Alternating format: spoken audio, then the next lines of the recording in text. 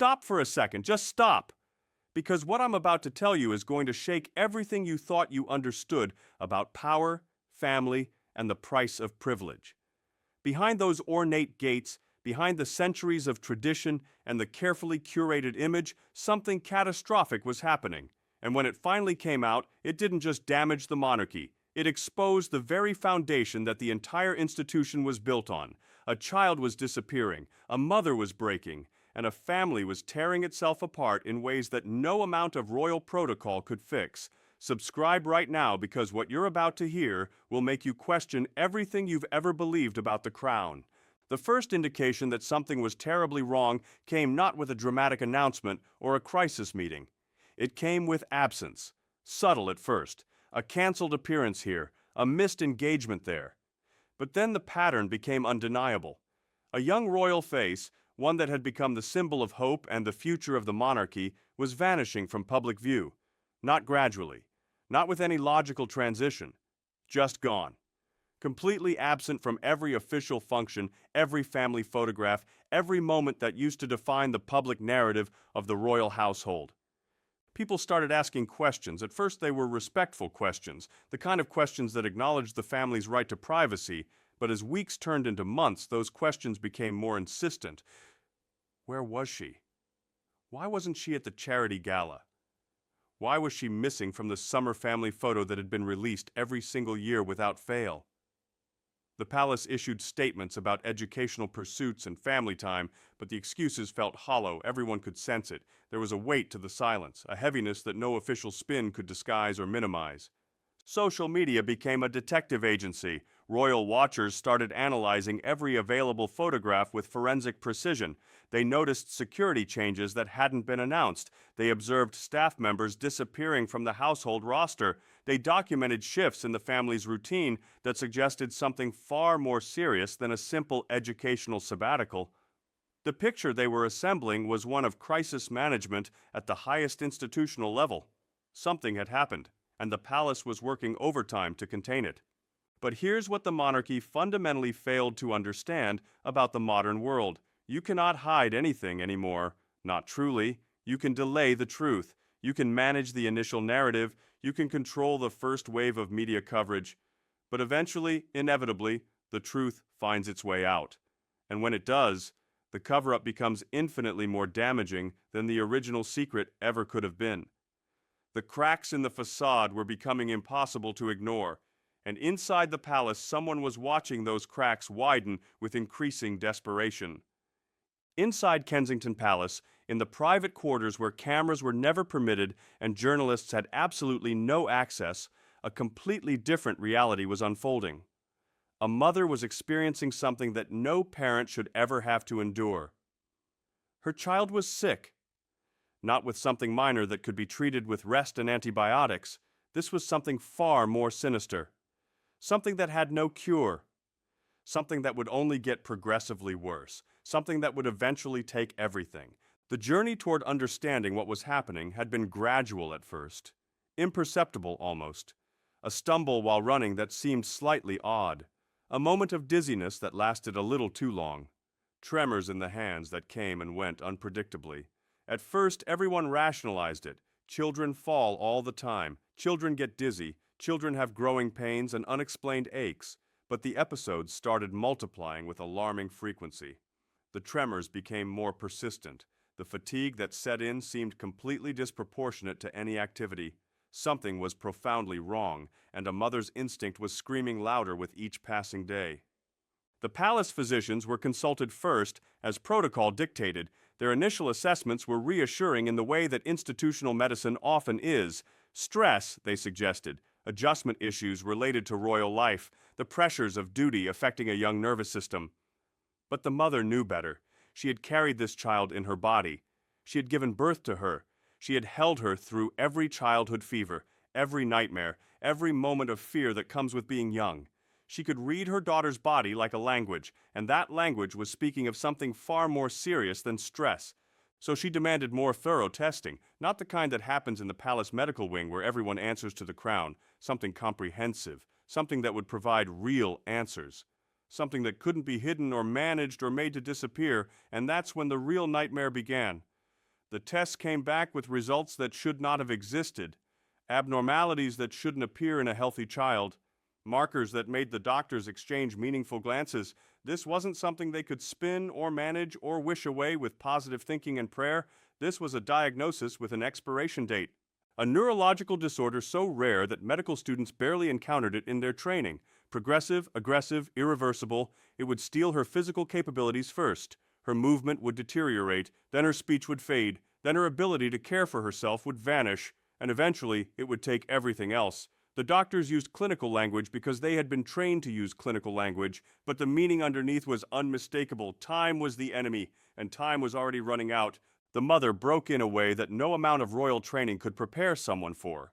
Not in front of the doctors, not in front of the palace staff, not in any place where composure might still be expected, but alone in her daughter's bedroom, surrounded by toys and stuffed animals and all the innocent artifacts of a childhood that was being stolen in real time.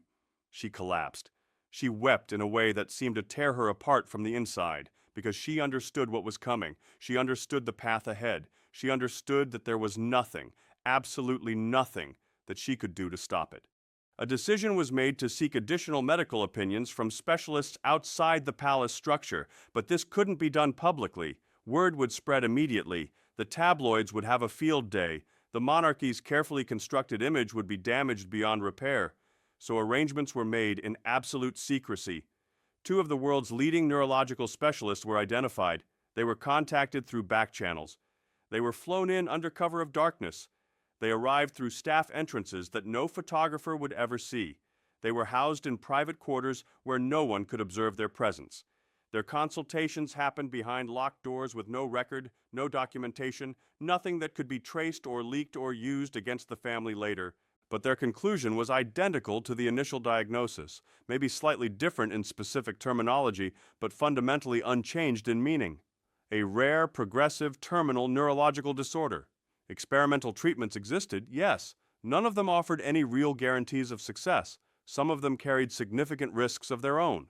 All of them were desperate measures taken by families who were refusing to accept the inevitable. The specialists left as quietly as they had arrived, leaving behind a family drowning in a grief so profound that it had no outlet, no expression, no socially acceptable way to be shared with anyone.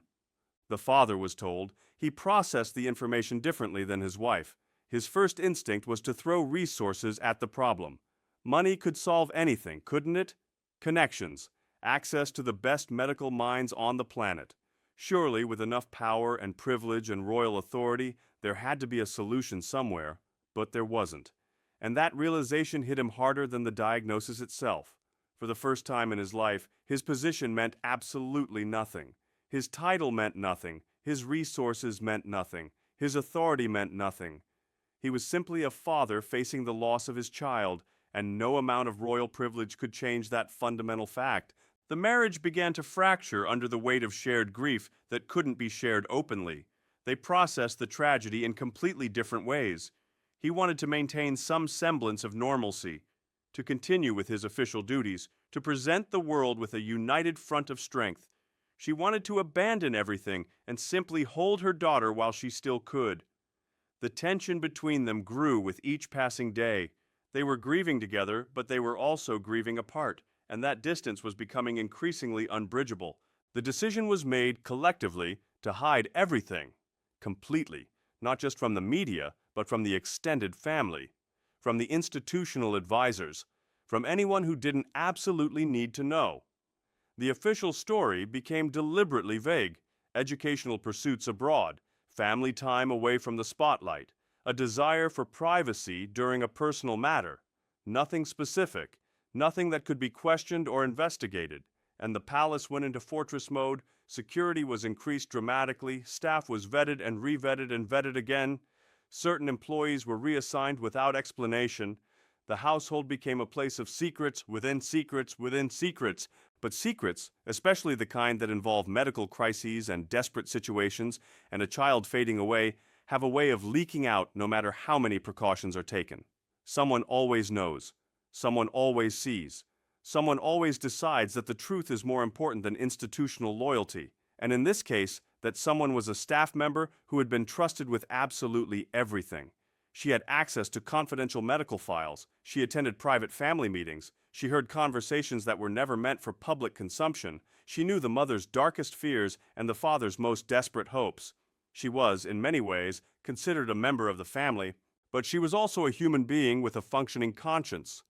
And watching a family suffer in silence, watching a child fade away while the world remained ignorant, watching lies pile upon lies to protect an institution that seemed far more concerned with its public image than with the well-being of its people, something inside her fundamentally broke. She made copies of documents that she wasn't supposed to see. She recorded conversations that she wasn't supposed to hear. She gathered evidence of a truth that the palace was desperately trying to contain. And then, one night, sitting alone in her apartment, she made a decision that would change everything. She reached out to a journalist, not a British journalist who might have connections to the palace press machine, not someone who depended on royal access for their career, someone international, someone who had a documented history of breaking stories that powerful institutions wanted buried, someone who had proven they couldn't be intimidated or bought. She sent the files in encrypted bursts over multiple nights, medical documents, voice recordings of a mother's private anguish, internal memos discussing strategy and damage control. Everything. She sent everything. The leak hit like a bomb detonated in the heart of the palace. The first indication came when a foreign tabloid published a cryptic headline, "Royal Family Secret Exposed." Then came the documents. Medical records with identifying details removed, but context unmistakable. Then came audio clips that were unmistakably real. A mother's voice, breaking with emotion, discussing her daughter's diagnosis with doctors. A father's voice, struggling to maintain composure while discussing prognosis and timeline and the horrible mathematics of how much time was left. The palace went into absolute panic mode. Legal teams were mobilized immediately, international lawyers were contacted, threats were issued to journalists and media outlets, an investigation was launched to identify the leak. But it was too late. The secret was out. The world knew, and the world was reacting in ways that no amount of spin could control. Social media exploded with emotion and outrage and sympathy. News anchors spoke in hushed, emotional tones about the tragedy unfolding in real time. The public was devastated, and the palace was in complete institutional chaos. The mother disappeared from public view entirely. She wasn't seen for weeks. Reports suggested she was devastated. She wasn't eating. She wasn't sleeping. She was withdrawing from everyone, even the people closest to her. The weight of the secret had been crushing enough, but having it exposed in such a brutal public way broke something fundamental inside her. The violation of privacy was almost as painful as the diagnosis itself. She had tried to protect her daughter. She had tried to maintain dignity, and now the entire world knew. The entire world was watching. The entire world was judging. The father attempted to maintain appearances. He attended official functions. He gave speeches about duty and service. He tried to convince the world that everything was fine, that the family was unified, that they were managing the crisis with grace. But his performance was hollow. Everyone could see it. The cracks in his composure were becoming visible. The burden was becoming unbearable.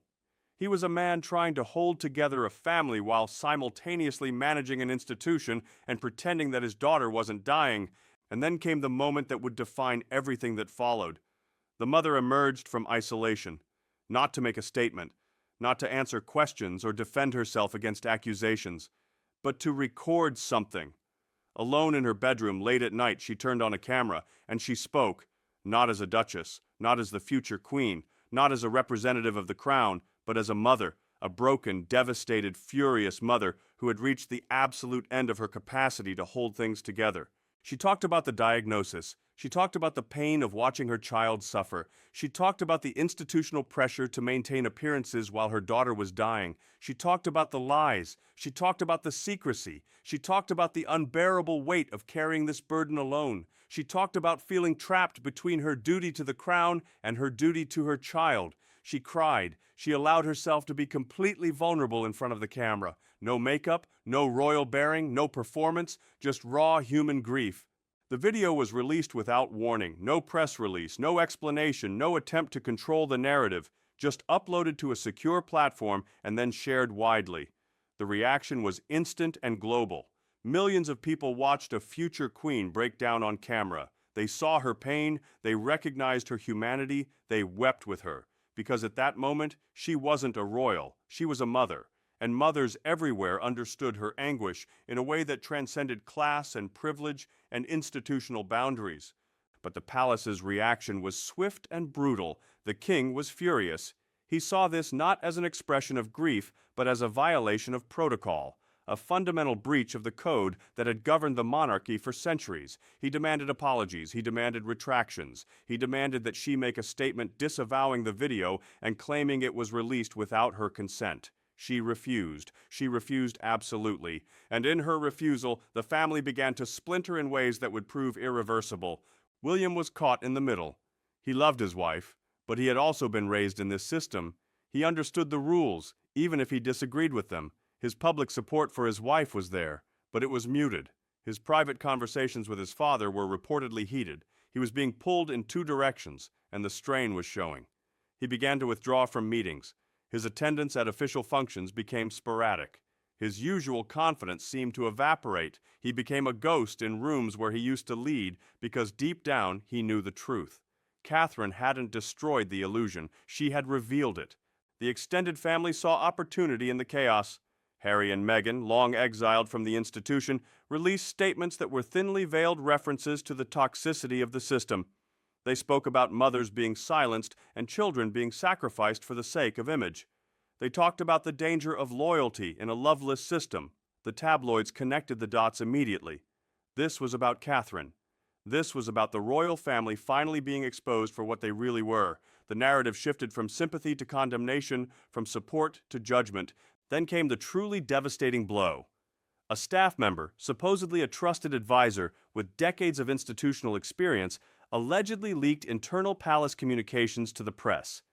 Emails discussing strategy, memos about damage control, notes from the king expressing his anger at Catherine's actions, recordings of heated arguments about how to handle the crisis.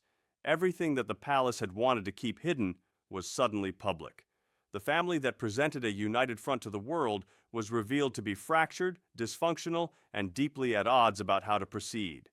Andrew, long since disgraced and sidelined from institutional life, attempted to use the chaos as an opportunity to rehabilitate his image. He offered his services to the king. He suggested that maybe a restructuring of roles was needed. Maybe someone with experience in dealing with institutional crises could help stabilize things. It was a desperate ploy, and everyone knew it. But in moments of panic, desperation is contagious. People start considering options they would normally dismiss out of hand. The monarchy was imploding. Every headline exposed new fractures. Every news cycle brought new revelations.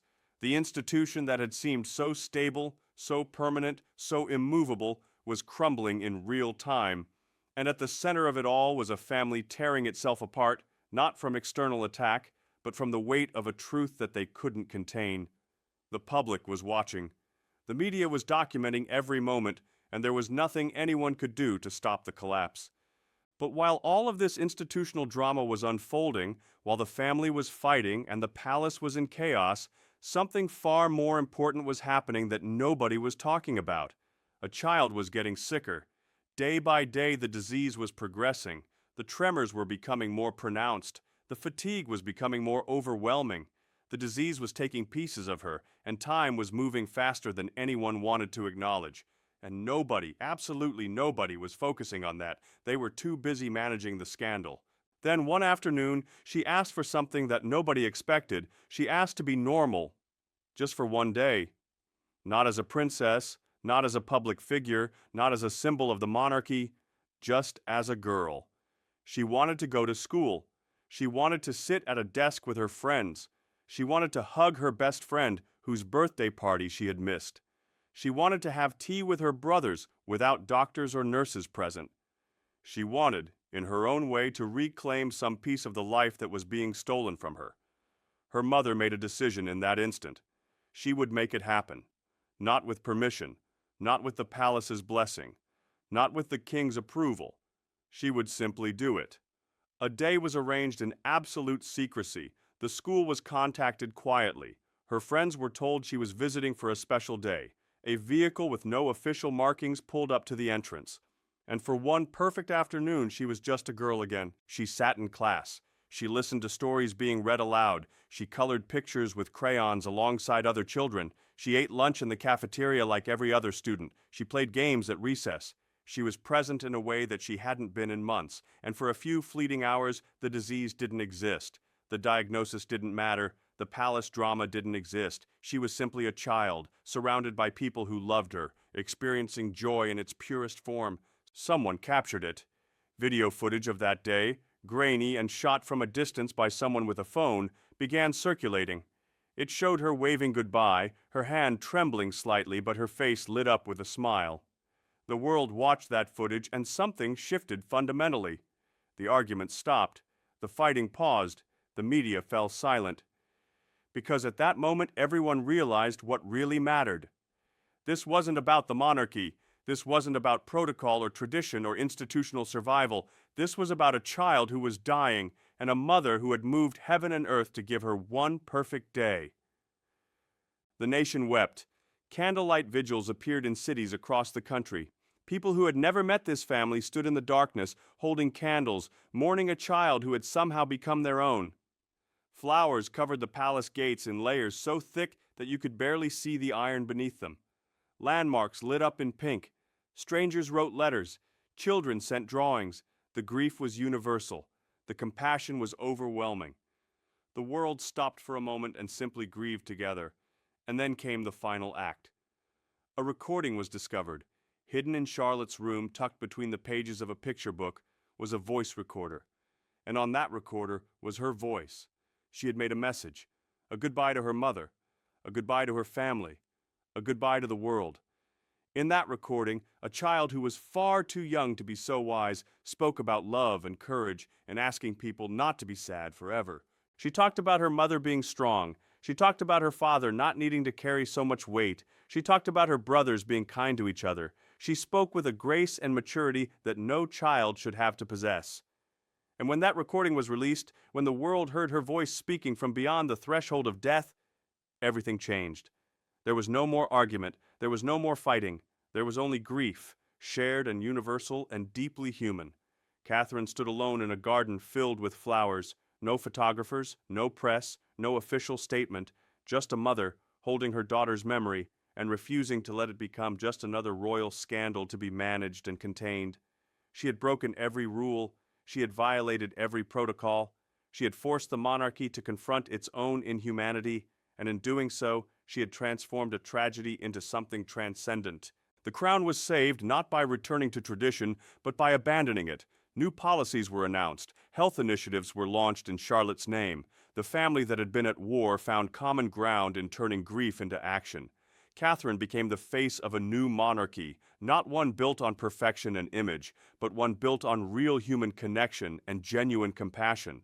But the story doesn't end there, because even as the nation mourned, even as the family tried to heal, there were questions that nobody was asking. Questions about what comes next. Questions about whether an institution that old can really change. Questions about the cost of modernization and whether it's worth the pain. And there was one more thing, something that Charlotte said in that final recording, something that the family has never shared with the public, something that could change everything about how we understand what happens next. What happened after Charlotte's voice emerged from that recording changed the trajectory of everything that followed. Because a child's words, spoken with such clarity and courage, have a power that no institution can suppress or contain. The palace realized something fundamental in those moments of listening to her message. They could no longer control the narrative. They could no longer hide behind protocol and tradition. They had to evolve or face complete institutional collapse. Catherine's isolation ended, but not in the way the palace had hoped or anticipated.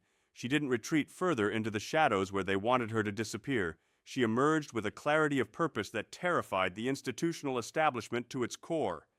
She began meeting with advisors, but not the ones who had advised her before, not the courtiers who had spent decades protecting the institution's image above all else.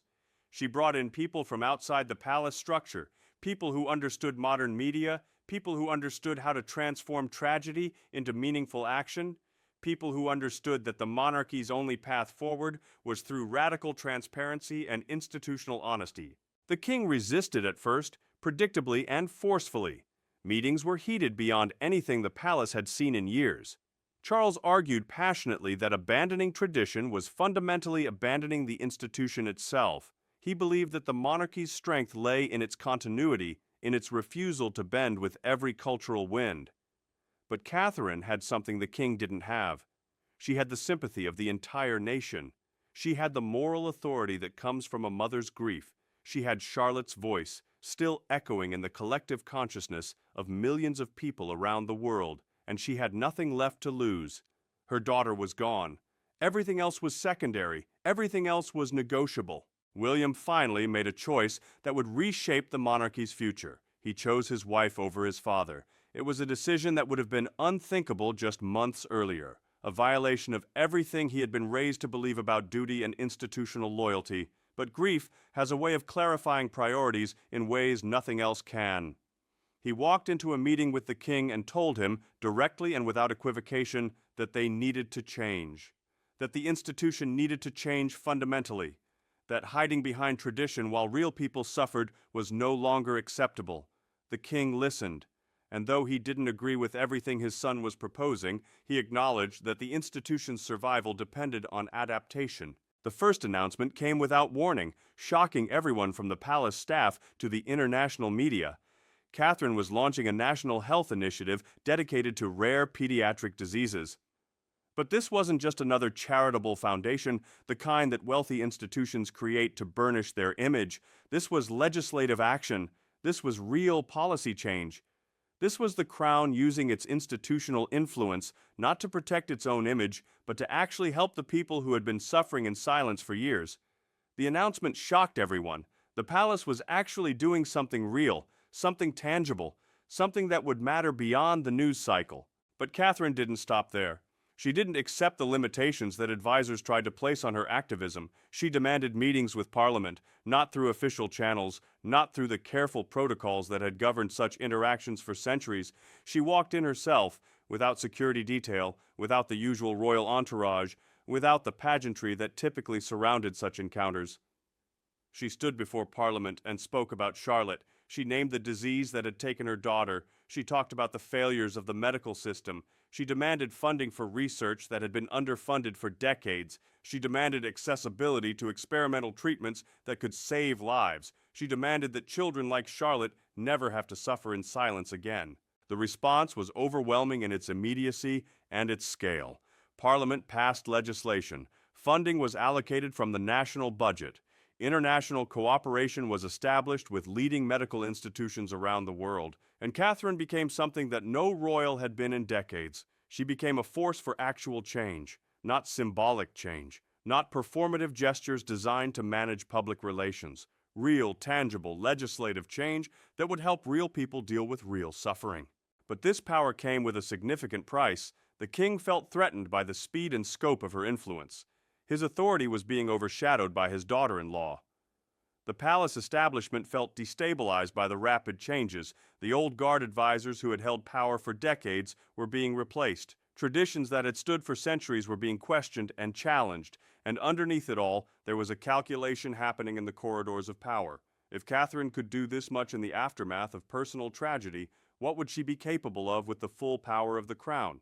Whispers began in the palace corridors, quiet at first but growing louder with each passing day. Suggestions that maybe the line of succession needed to be reconsidered. Maybe a new generation needed to take over sooner rather than later. Maybe the monarchy needed to be modernized in more fundamental ways than anyone had anticipated.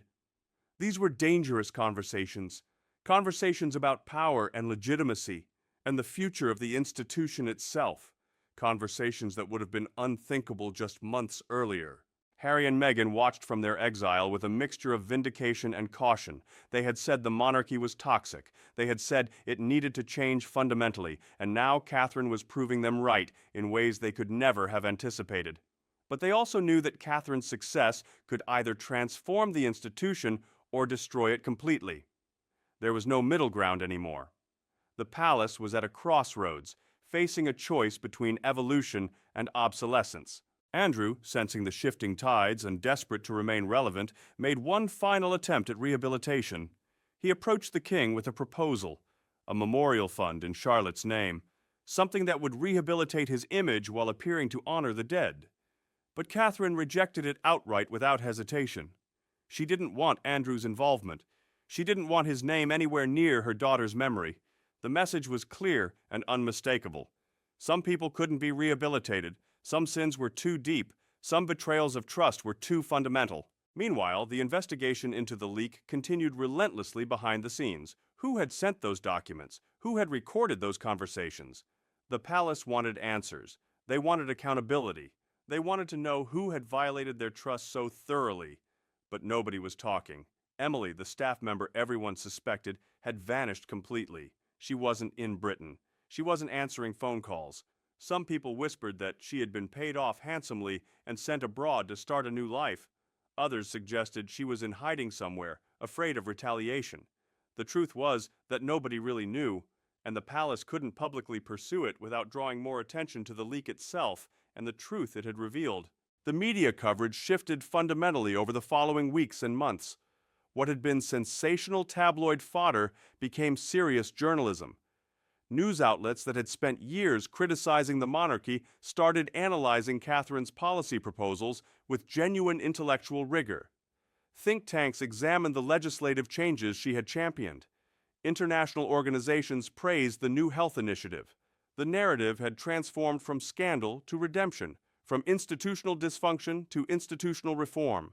But underneath the positive coverage, there was a darker current running through the commentary, speculation about succession, questions about whether William would become king in the traditional sense or whether Catherine would somehow assume more direct power. Constitutional scholars started writing about precedent and possibility.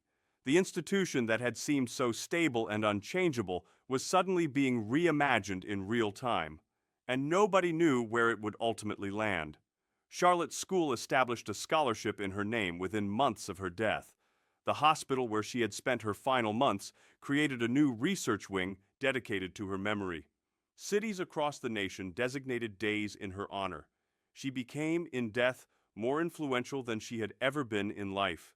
Her voice, still recorded and still being heard by millions of people, was changing policy and shifting perspectives on a global scale. Catherine gave an interview 6 months after Charlotte's death. It was the first time she had spoken publicly since the recording of her breakdown had been released to the world. She was composed, but not emotionless. She spoke about grief in a way that was honest and unflinching. She spoke about the importance of letting people see your pain. She spoke about how hiding suffering only perpetuates it and compounds it. She talked about Charlotte with a tenderness that made viewers weep, and she hinted at plans for the future, big plans, plans that would require significant institutional change and a willingness to break with centuries of tradition. The palace was preparing for something major.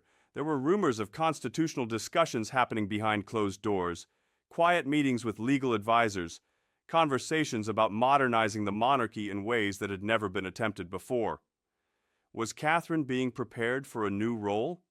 Would William's path to kingship be different from what had been traditionally expected? Nobody knew for sure, but everyone could sense that something fundamental was shifting beneath the surface.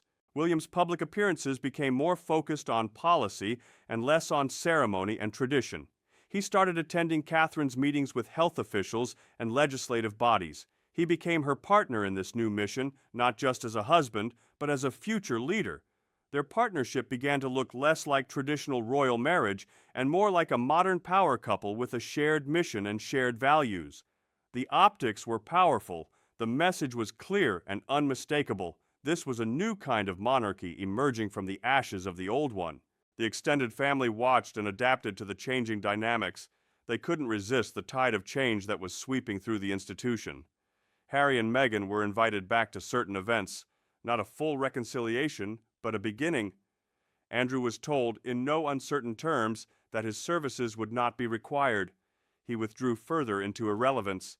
The institution was reorganizing itself around Catherine and William's vision. The old guard was being sidelined. Charlotte's name became synonymous with change, with courage, with the power of a child's voice to transform systems that seemed immovable. Schools taught her story. Young people cited her as an inspiration. The monarchy had been saved not by its traditions, but by a family's willingness to abandon tradition when it mattered most.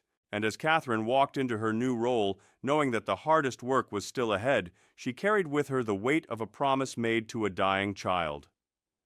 A promise to make something beautiful from the sad. A promise to transform grief into purpose. A promise that would define not just her life, but the future of the institution she now helped lead. In Charlotte's final message, recorded in those lucid moments when she still had the strength to speak clearly, she said something that would define Catherine's entire future. She said, "Mommy, don't be sad. Use this. Use this to help other people. Make something beautiful from the sad." That was it. 4 sentences, but those 4 sentences became the North Star of everything Catherine did afterward. She wasn't just transforming the monarchy because it was institutionally necessary. She was transforming it because her daughter had asked her to. She was honoring a child's final wish to turn tragedy into purpose. The family made a collective decision to keep that specific message private, not because it was shameful or dangerous, but because it was sacred. It belonged to them. It was the last gift Charlotte had given to her mother, and they would honor it by keeping it close, by using it as the foundation for their actions, but by not exposing it to the world's scrutiny and judgment. Catherine's final public statement about Charlotte came exactly 1 year after her death. She stood in the garden where flowers had been laid, where thousands of people had mourned, and she spoke about transformation. She talked about how grief could destroy you or it could fuel you. She talked about choosing to be fueled. She talked about a child who had asked for beauty to come from pain, and she promised that she would spend the rest of her life honoring that request. The legislation she had pushed through Parliament had already saved lives in the months since its passage. Children with rare diseases were getting treatment. Research was being funded properly. Families were getting support. The Charlotte Initiative, as it became known, had become one of the most successful health programs the country had seen in decades. And it was all traced back to one child's courage and one mother's refusal to let that courage be forgotten. The monarchy, transformed by this process, emerged stronger than it had been in decades. Not stronger because it had maintained tradition, but stronger because it had abandoned it when necessary. Not stronger because it had protected its image, but stronger because it had risked everything for authenticity. The crown that had seemed so fragile just months earlier now seemed more legitimate than it had in years. People believed in it again, not because of its pomp and circumstance, but because of its willingness to be vulnerable. But Catherine knew that the work wasn't finished. The institution could change policy. But could it change culture? Could a system built on hierarchy and distance learn to value vulnerability and connection? Those were the questions that would define her role going forward, and she was determined to answer them, one decision at a time. William prepared for kingship differently than any heir had before him. He was being shaped by a woman who understood that power without purpose was hollow. He was learning that leadership meant being willing to admit when you were wrong. He was discovering that strength came not from distance, but from connection. And he was beginning to understand that the future of the monarchy depended on these lessons being not just learned, but lived every single day. The palace staff was reorganized from top to bottom. People who had spent careers protecting the institution's image were replaced by people who understood that institutions survive by being honest about their failures. The old protocols were examined and either reinforced or eliminated. The rigid structures that had defined royal life for centuries were being questioned and reimagined. But not everyone was happy about the changes. The traditionalists fought back quietly but persistently. They argued that the monarchy was losing its dignity. They warned that modernization would lead to irrelevance. They predicted that breaking with tradition would break the institution itself. But their voices grew quieter with each passing month as people saw the positive results of the reforms. The institution was working better. It was helping people. It was relevant again. Charlotte's school announced a major expansion funded by the Health Initiative. The hospital where she had been treated became a leading research center. Universities created endowed chairs in her name. Her legacy was becoming institutional, and that transformation was only possible because Catherine had chosen to transform her grief into action. 6 months after Catherine's public statement, rumors began about a constitutional change. Nothing official, nothing announced formally. But whispers in the right circles suggested that the line of succession might be reconsidered. Not that William wouldn't become king, but that Catherine might hold a different kind of power than previous queen's consort, that she might become something new. something the monarchy had never seen before. The palace released a statement neither confirming nor denying the rumors, but the statement itself was written in a new voice. It was direct, it acknowledged complexity, it didn't hide behind euphemisms. It was Catherine's influence, clear and undeniable, already reshaping how the institution communicated with the world. And then came the final twist that nobody had anticipated. Catherine announced that she would be taking on a new official role, not as queen, not as a figurehead, but as a director of institutional reform. She would be responsible for modernizing the monarchy's structures and systems. She would have real authority, real power, real influence over how the institution evolved. The king, now elderly and tired, accepted this arrangement. Perhaps he saw wisdom in stepping back. Perhaps he understood that his vision for the monarchy had been overtaken by events. Perhaps he simply recognized that Catherine was the future, and fighting her would only weaken the institution further. Whatever his reasoning, he endorsed the change, and in doing so, he sealed his own legacy as the king who had the wisdom to adapt when adaptation was necessary. William stood beside Catherine at the announcement. He didn't overshadow her. He didn't try to claim credit for the reforms. He simply supported her. And in that simple act of support, he demonstrated the kind of leadership that the modern monarchy needed, leadership that was collaborative, leadership that valued women's voices, leadership that understood that power shared was more powerful than power hoarded. The media called it revolutionary. Constitutional scholars debated its implications for generations to come, but the public understood it immediately. This was a monarchy that was willing to change.